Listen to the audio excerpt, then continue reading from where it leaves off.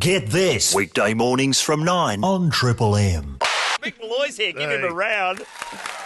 I can't believe it. You got to 100 shows before I did. How did we do that? You guys work way too hard. I think I've got 2 weeks coming up next week. It's much too early for you, Mick. It is indeed. I heard you the other day going off on your show, but where were you, in Canberra? In Canberra, yes. I was out in some Unabomber shed in the middle of nowhere. There was livestock running around. That is a night. What is that? Whenever they drive you, it feels like you're being taken out to Miller's Crossing. Oh, it's more Wolf Creek, I reckon. Bit of Island of Dr. Moreau thrown in. There was wildlife running around I'd never seen before. What is that? And Australia are running a slumlord out in Canberra. Seriously. And obviously no spirit level in the studio. I'm not joking. Our chairs, of course, are on rollers, and if you let go of the side of the table, you would just, disappear from the microphone. Basically. It's terrible. The slope, live from the sloping studio. Sounded like Roo was having to cling to the wall. He was hanging from the roof at one stage. Now, what have you been doing? So you're getting around promoting Boytown. Promoting Boytown, which is a movie of mine. I've gotten a bit of trouble.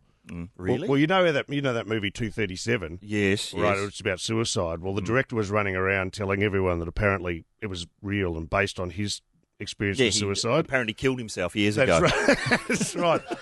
Well, I've been telling people I used to be in a boy band. And I think it's all about to blow up. Really? I think the first photo from Boytown appeared in the Sydney Morning Herald. I had people calling from all over going, what is Mick wearing? The big shorts. That's all something I just pulled out of the bottom drawer, Tony. You know what it is? It's somebody who's put some clothes on that where you need to not be upstaged by Glenn Robbins. I think that's what that is. That's it. And good luck. You're on your own there. And so what kind of circuit are you on? I mean, obviously we don't want to over-sizzle the film yet. It's not out till October. It's October. Let's put it on simmer. Yeah. Okay. I'll be doing my lap around Australia, hocking my box, which will happen, I reckon, from early October, telling filthy lies about the quality of my own picture. I think that's how it works. Look, I've seen it. It's pretty funny, and it's you're in it. Well, of course you've seen it. You're in it. The music, I hadn't heard it with the full, music up to 11 sound mix. I know, it's frightening, isn't it? Is there an album? Is there going to be an album? There is. There's one coming out. I'm trying to get it onto the playlist, but I'm not having much luck. No. I've been to see the station manager. Mate, it's not cutting through. Seriously, they smack addicts out in the suburb aren't going to go for this. That's our target audience. That's what they're saying that's now. What they're saying. Wow. So, there is going to be a CD. You know Gareth Skinner. He did all the music, and it's a triumph. If you like the genre... Or if you don't, you'll enjoy the wicked spin we've put on the boy band oeuvre. The hard thing about that film was researching it, because you used to forget, you had all these boy band DVDs lying around. Yeah, I had eight of my friends in my front room watching footy on a Friday night when it went very quiet mysteriously. I'm going, what's the deal with this? And I look over, and there's a stack of about 6 Backstreet Boy DVDs sitting on my coffee table. I'm going, no, I can explain. It's work-related. Don't go, come back. Come back. I love the footy. I went round to your place one day, and you had the documentary Hangin' Tough with the new kids on. People think we've gone too far in our retrospective of the 1980s version of boy bands, but let me tell you, we've calmed our hair down since those boys. They are unbelievable. They're licensed weapons, their haircuts. It's going to be a great film, and then on the DVD, I'm working on some Easter eggs. You're working on some Easter eggs and another little package which is going to go off. There's a treat for Howard Jones fans if they look hard enough on the DVD, but that's miles away. Sure. Hey, we had Gilbo in here yesterday, Russell Gilbert. Did you get a word in? Not really. He's pretty funny. He's a great bloke. When he gets into his leprechaun impressions, and within an hour of us talking about him as a leprechaun cop and Ned Kelly with a super soaker, someone had done a beautiful painting of exactly that and put it up on our website. There you go. That is the ugliest leprechaun I've ever seen. If you go to the Get This website, there is Russell Gilbert as a leprechaun cop. Artwork by Frogman. Thank you, Frogman. I want to see that leprechaun do some cigarette tricks. Gilbo does do a few cigarette tricks. He does some of the best I've seen. Now, you lived with him for, 4 years? I lived with him for 4 years. It was a very dark time. I remember quite a few incidents. He was getting around in the underpants a fair bit. He was under the underpants. One of the more interesting, one of the reasons we split up was I tried to break into our house one day because I'd left my key. And it was on the second floor. And as I came in through his bedroom window, he came at me with a vacuum cleaner pipe. and hit me backwards off the windowsill onto the ground. And as I was lying there on my back, I said, "That's the first time you've picked up the vacuum in 3.5 years, Gilbert." I tell you when the vacuum needed to come out of that place. Yes. Was when Gilbert had got a bit of talcum powder, whopped it down the underpants, and done his impression of AC/DC appearing on Countdown with flashpots a go-go. No, and he'd only ever do it when you had people around. I know guests. He would wander out of the bedroom in his underpants. "G'day, fellas, what's going on here?" "Nothing." And out would come a most beautiful plume of baby powder. Flashpot Central. All right, Mick. It seems that you're up to speed. Do you want to stick around with us? We've got some special. Look, it's almost this is your life for you. Who's in today? We've got Peter Grace is dropping by. Gracie. Yeah. Okay, well, this is his old studio. It's his old desk. That is it. Right here in the haunted studio.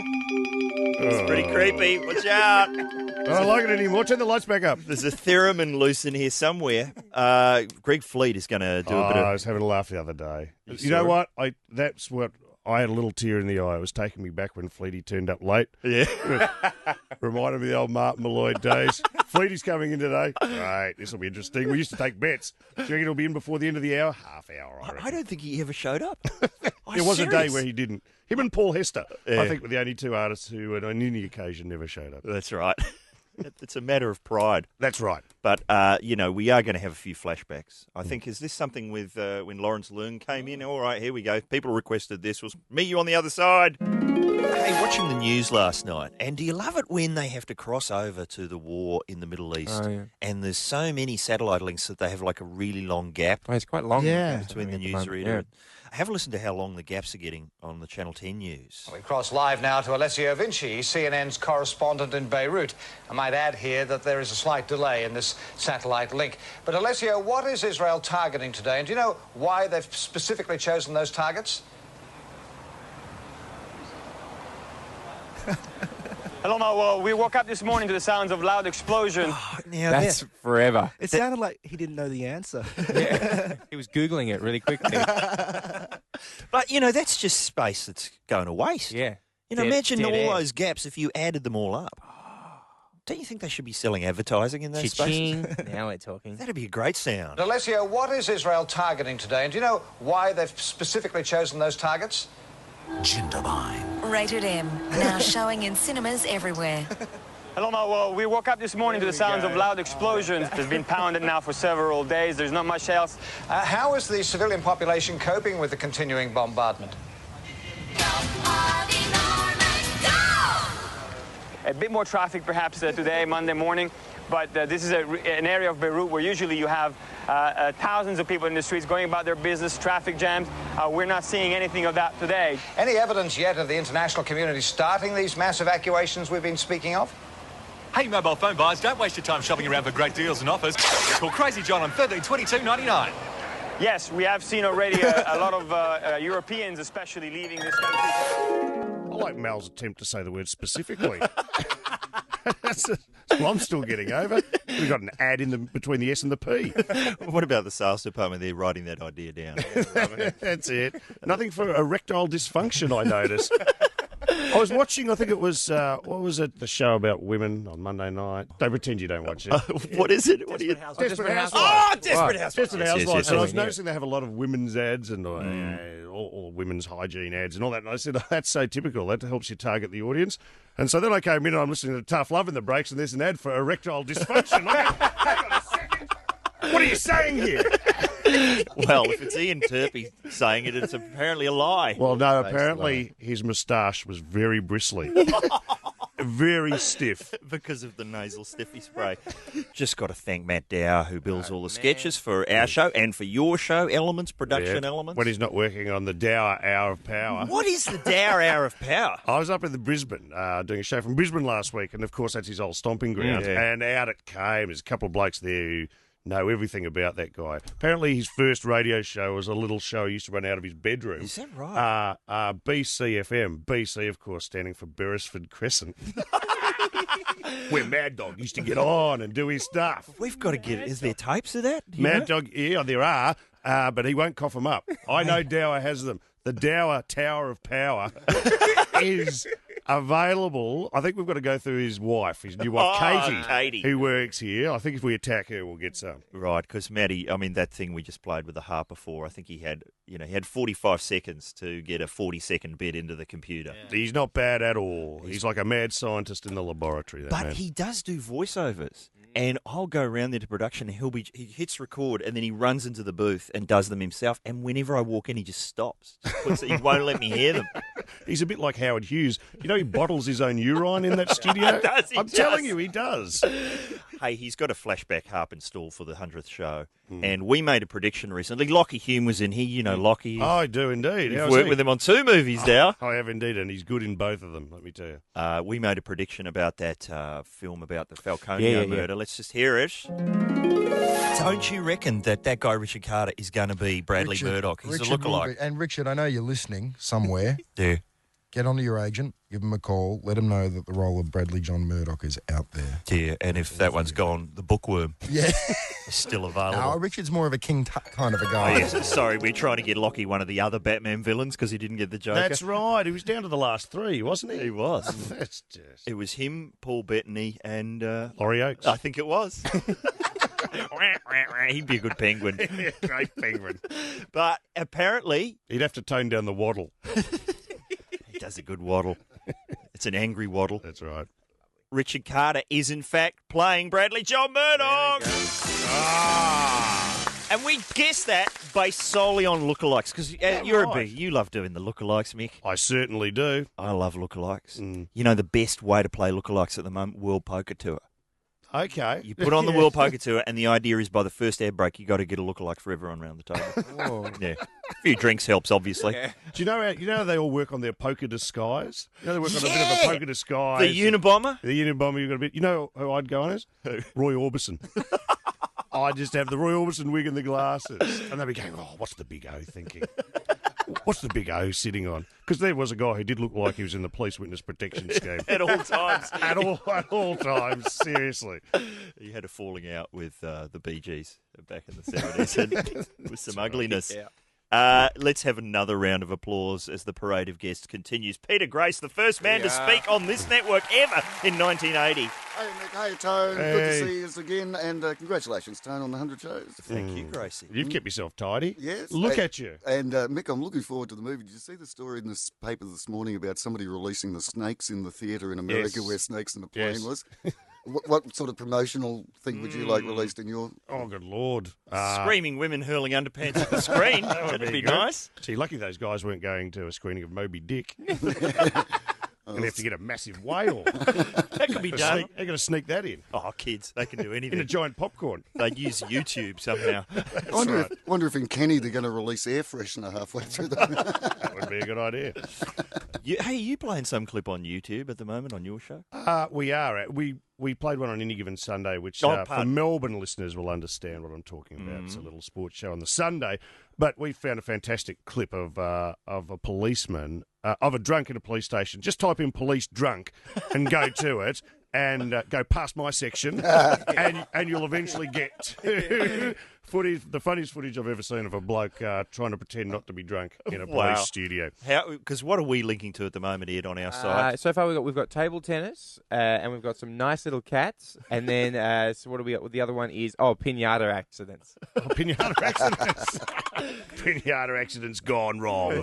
We've got to get drunk cop up there. Sure. Yeah. But Peter Grace, last time you were here, you mentioned some sketch that I couldn't remember doing on Mick Molloy. It was Mick getting around on what? Milo tin shoes. And we had to go and record the sound effect, of course, along with other sound effects we recorded. But no, it was just one of those challenges. We need Mick walking around on Milo tin shoes. Why were you walking around on Milo tin shoes? Year 4 of the show, I'm guessing. It was late in the day. We needed a sketch.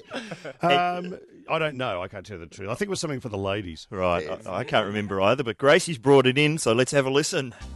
Hi guys, Mick Molloy here. Did you know I used to be just like you? Awkward, shy, uneasy with the babes. That's when I decided to strap 2 Milo tins to the bottom of my feet. Now, as you can see, I'm a dead set stud muffin. Check me out.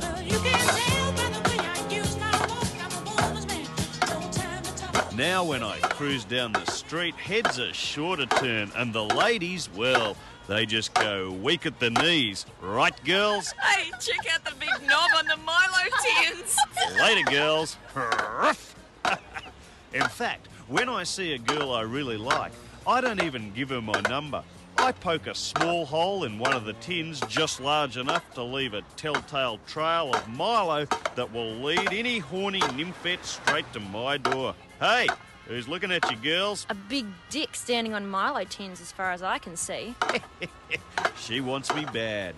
Even when the ladies mentally undress me as I saunter down the street, they leave the Milo tins on. The very same Milo tins they'd like to be tucking under the end of their bed before they offer themselves completely to the raw, untamed sex god who climbed down off them. Hey, Sweet Pea, want to get amongst some Milo tins? Oh, jeez, Mace! Just another love-struck damsel attempting to curry my favour by leaving her scent. Right now, thanks to these Milo tins, I'm like a Pied Piper for penthouse pets who can survive for months at a time on absolutely nothing but the occasional Milo sandwich. If you get my drift. Oh, hello, girls. Are they Milo tins? You can look, but you can't touch. So, gents, if you're a little down on quality time between the sheets, go for a rummage through the pantry and find yourself a couple of derelict Milo tins, lash them to your feet and watch the fish jump into the boat. And if you'd really like to make it a lay-down misère with the ladies, strap some cereal boxes to your arms, an ice cream container to your head, tie a tablecloth round your neck like a cape and jump off the roof of your parents' garage. Then just kick back and let the babes impale themselves on you with their undying affection. Don't believe me? Check it out. Oh, look at that sad bastard. Liz, I haven't realised until now, but I think I'm a lesbian. Me too. Me too. Let's go have sex. Yeah! Cool, let's go. That's got their juices flowing. Oh, dear. Oh, thank you. The studio inch is way too kind. That was Sansia, our old assistant, Sansia Robinson. And every sketch you seem to try and get her to be involved in some lesbian activity. That's right. She had more orgasms on our show than she's had in real life.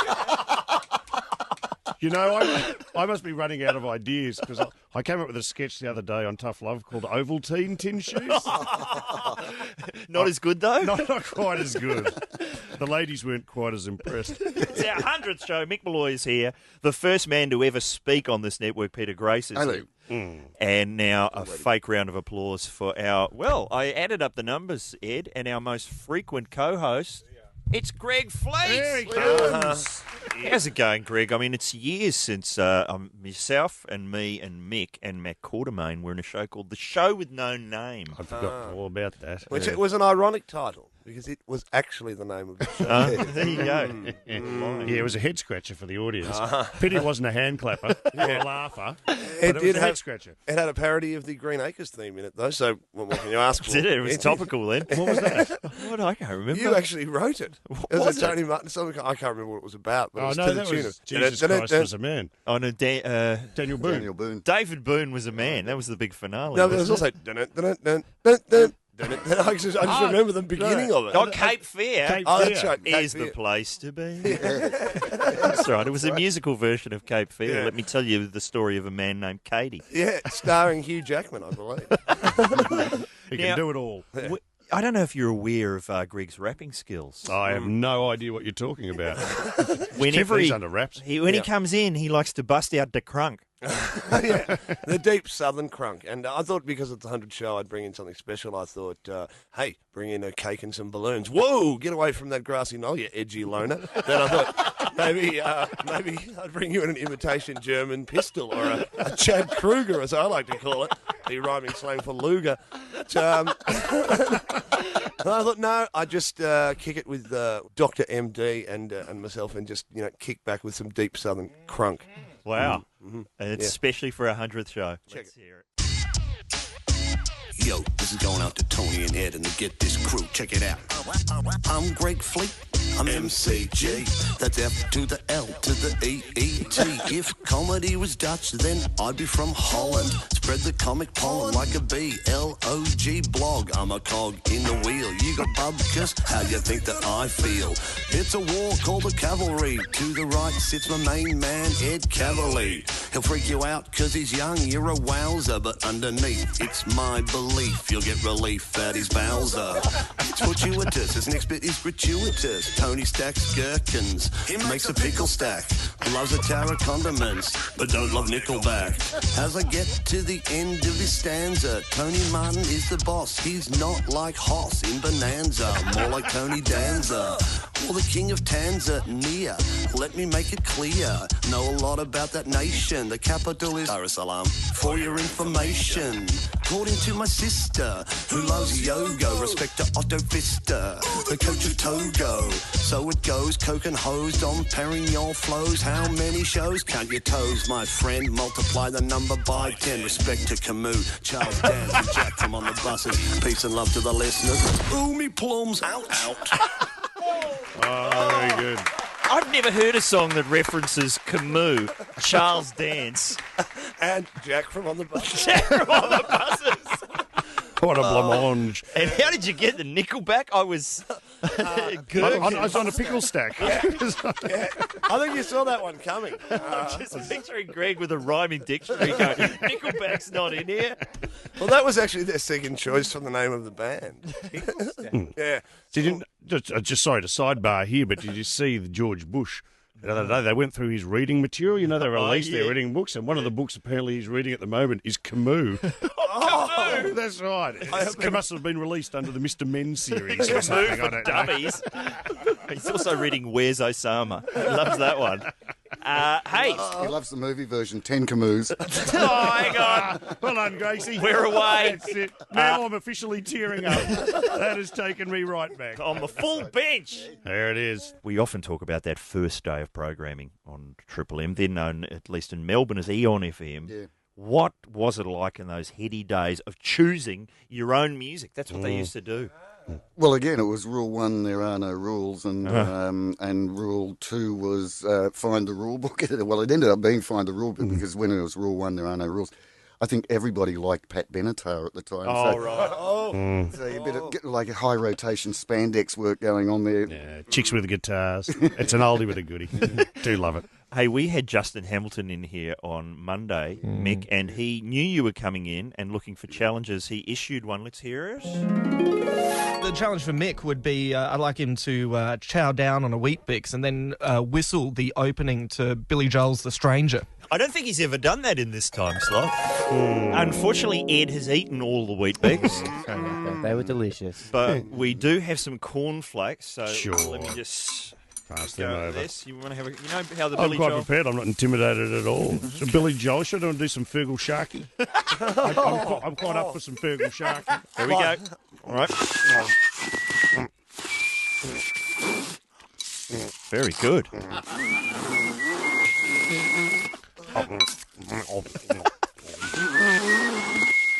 That's very good. Ooh. Keep going.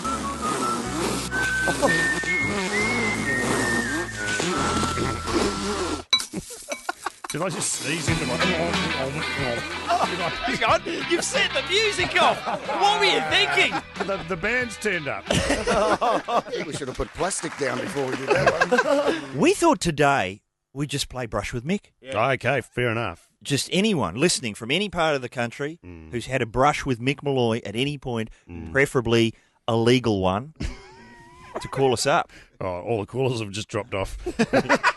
There's about 20 up on the board a minute ago. That's a legal one, not illegal one.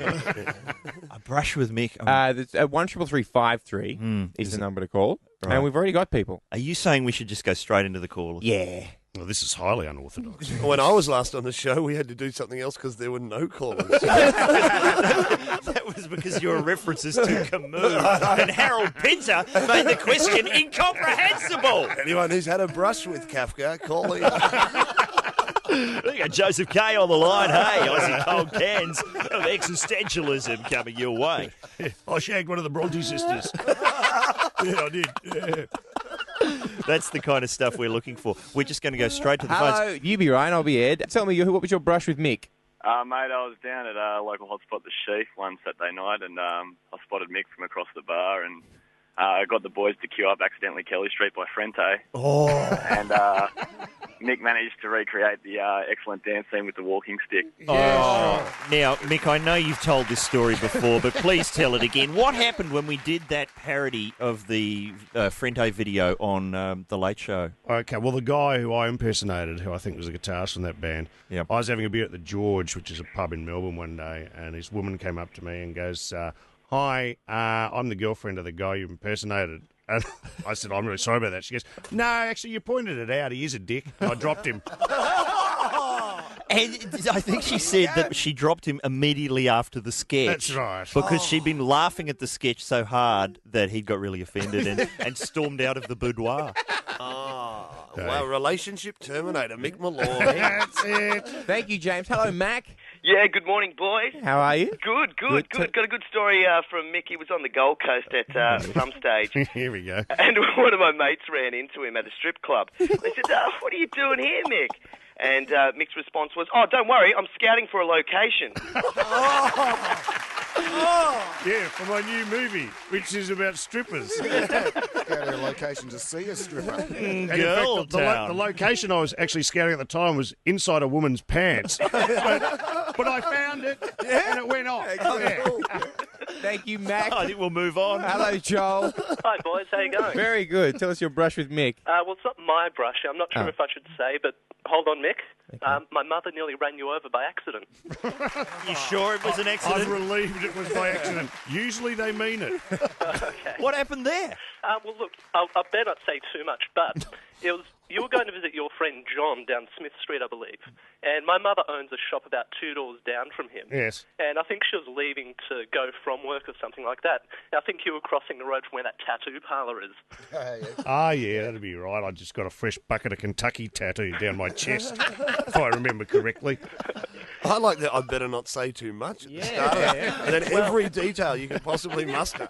They're cleaning it up. This is a very dangerous segment. I'm loving it. Thank you, Joel. Hello, Dave. Yeah, how you going, fellas? Good. Your brush with Mick? Yeah, I'm one of the footy buskers at the footy every weekend, and we've seen Mick walk past a couple of times, and all he gives us is that, up in the nose up in the air type. Oh, really? What are you for? What do you do? We go busking at the footy, me and a mate. You go busking? At the footy, I don't know if Mick's seen us, we've seen him. Can I if he tell you remembers us or not. the best story I know, and this involves Russell Gilbert. I'll bet. And outside Telstra Dome, there is a bloke who does plays the saxophone. That would be me, yeah. Oh, is this you? Tell him your routine with Gilbert. Rusty's a favourite. He comes out and we have to play the Benny Hill song for him.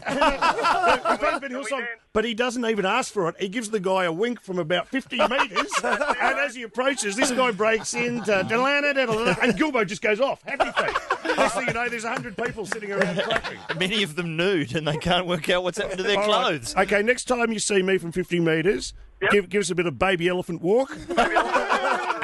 I'll be flopping a goldie into your tin, all right? Wow. I'll keep an eye out for you. There you Good go. on you, buddy. I mean, Dave. I understand how that works. I mean, we have a guy at our local supermarket who is just stabbing at a guitar with whatever he can find. A knife, usually. And then he gets really aggro if you don't leave any money. And occasionally I'll just go, here's $2, but promise me this will go towards guitar lessons. Every time. But, There's a guy in Sydney who plays a piece of wood as if it's a guitar. Oh, yeah. He's good. He's very good. I like the guys I think he who are plays so in Shannon Knowles' band. Sure. I like the guys who are so lazy they just put on a tape recorder of music and then sit there. Like, I'm providing you with music. Digging the tunes. Doing an Ashley Simpson. Hello there, Dean. G'day, mate. How are you? Very good, sir. Your brush with Mick? Yeah, I'm pretty sure I bumped into him at the front of the Eminem concert in Sydney. Really? Is that right? That is actually true. I went to Eminem to see what the kids were listening to. And there was a sea of, wannabe gangsters, homeboys from Compton, Macquarie Fields. Yes. And he's the only guy standing there in his in a black duffel coat in a sea of wannabe homeboys. I was there. I'll tell you, I was the guest of one Michael Gudinski. And we went there and watched Gudinski blow $1 million, which I believe is the fee. For Eminem? I think Eminem was $1 million a concert at that stage. And that's right. But I've got to say, I quite enjoyed it. Well, I thought it was good because this was at the time everyone, remember the Sydney Talkback radio was going, it's disgusting, he shouldn't be allowed in the country. He should take that rubbish somewhere else. Him and 50 Cent were the two, I reckon, that are most outraged talkback hosts in this country. So I thought, I'm going to go and have a look at this. And you know what? Everyone's having a really good time. Yeah. You'd sooner pay 50 cent than $1 million, though. For an Eminem concert. Yeah, that other guy was way cheaper. And at the concert, was Michael Gudinski constantly leaning over and claiming that we still owe $50,000 in production costs on the Brown album? That's right. He's trying to get me to sign something all night. I can't work out how we owe so much money in production costs when they cost nothing to make. I have no idea. The Brown album. I love the idea of you just kicking it with the duffel coat crew, though, at the front of the concert. Right. I was down. Is that all the brushes? Peter. Oh, Peter. Hello, Peter. Yeah, hello. Brush with Mick, sir? I actually used to work with him back in the late 80s in a restaurant called Eliza's in Frankston. Yes. This is the old... Well, I used to work in the Pier Hotel Public Bar, I think. You were possibly in Eliza. I was the Pier Hotel Public Bar and then the band room, which later became the 21st Century Dance Club. Yes, didn't it? Those were the days. I remember very strongly a couple of gigs stood out. One was Red Gum. And when Red Gum played, I was in the band room. I was next door to the band room, and the guy I'm working with says, mate, you want to come and have a look at this? And I go in, and everyone's sitting cross-legged on the carpet, like in a really hippie kind of way. Right. And I just had to go and tell them for health reasons they shouldn't be sitting on our carpet, which had an ability to move around the room. But there wouldn't have been any trouble at a Red Gum gig. There was no trouble. I was trying to start it by heckling these cross-legged fools. But what about Betty Boo? I wasn't there that night. I was there for Public Image Limited when they stormed off stage. They got hit under a shower of cans. Really? I think he left because they were empty. If they'd been full, he would have stayed. And the last night in particular, I remember, it was closing night and Barnesy was playing and he said, "Hey, you leave! Steal something!"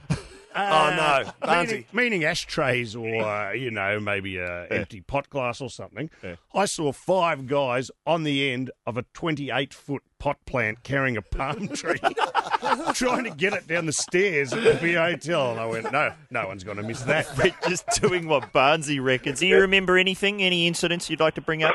I remember Mick used to work as the maitre d'. He used to greet the old ladies with the blue hair on lunchtimes.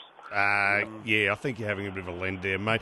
We loved you guys in Eliza's. We all thought you were a little, gay, but because you went out in the band room. Do you know the first day I ever worked in the Hotel Public Bar, I walk in and the police walked in, and all I heard was this chink, chink, chink, chink, chink, chink, chink, chink. And I go out to get glasses, and I look in the drip tray at the floor, and there are machetes, knuckle dusters, a couple of revolvers, and I'm going, right. You're thinking, I didn't know we had pokies here. That's exactly what it sounded like. The amnesty is on. What a fantastic selection of brushes. Oh, I'm quite happy with that. Oh, we're done.